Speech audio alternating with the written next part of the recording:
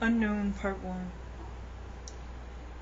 An old Twilight Zone episode showed a world where you could replace yourself with a robot replica, whose only tell was a tick, tick, tick, tick where the heart should be, so you could walk away from your life and not have to say goodbye or see the broken hearts you left behind, so you would spare yourself the mutual knowing, the memory, the certainty of understanding that someone you love now hated you, or gifting that someone who you had loved at some point the knowledge of your current hatred, disappointment, boredom, or contempt. Whatever it was that kept you from wanting to be honest in the first place. Whatever it was that kept you wanting. I love the moral of this story, because what happened was a husband decided to buy one for his wife, and he goes in to hug her one last time, and he hears tick, tick, tick, tick where the love dove should be. Had he noticed before, he could have saved all that money buying a robot husband to pretend to love a robot wife who had already left him. He might have left with a clear conscience if she'd have beat it to him honestly. Maybe they just wanted to take vacations separately and didn't know how to say it. I spent my youth with a young man, off and on, who only wanted me when I was gone. Maybe the guy from that story didn't want to be free as much as he wanted to be the one to leave. The guy I loved, I still love, even though now he might believe he hates who I was. He never understood me. Although he knew me better than anyone else, he came to understand that he didn't even know me well. I wish I could say that I knew him with great intimacy, because I understood him. But he didn't want to be known, and so there was no discovery possible in his boundless deep for me, and no novelty for he who thought he knew already what he'd never thought to seek.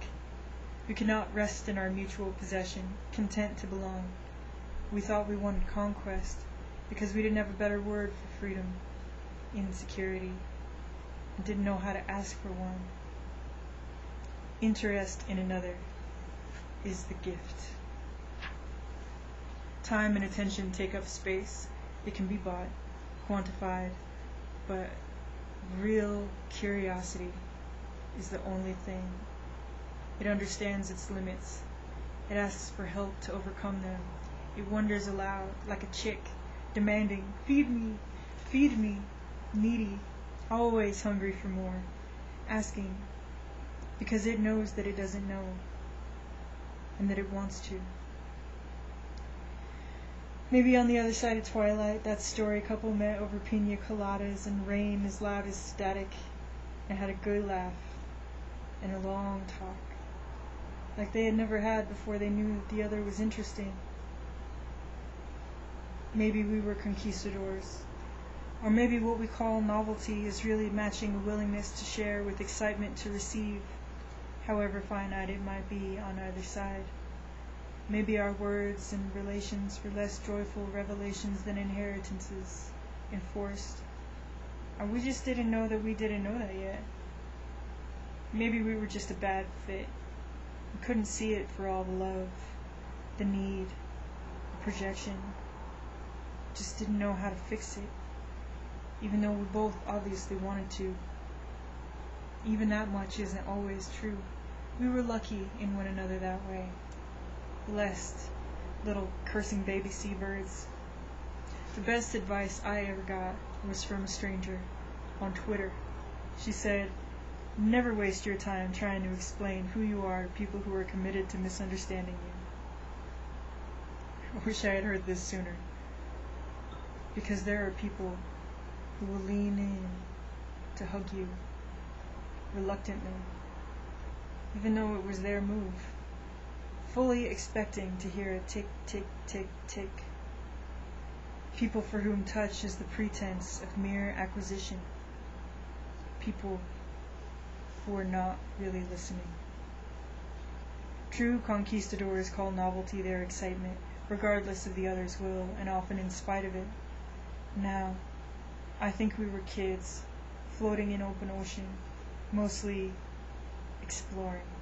in good faith, ill prepared for more cruelty and indifference, because we believed that one day we would graduate from it, that we would grow up and the world would be different for us then than it had been, that we would be legends of flight. And so in the storm we clung to one another like barnacles to stone, waiting for the sea to relent, to be nice, to let us try. But it was ferocious, and it was filled full with eyes blacked out with bad faith, with a hunger so strong that had no personal interest in us.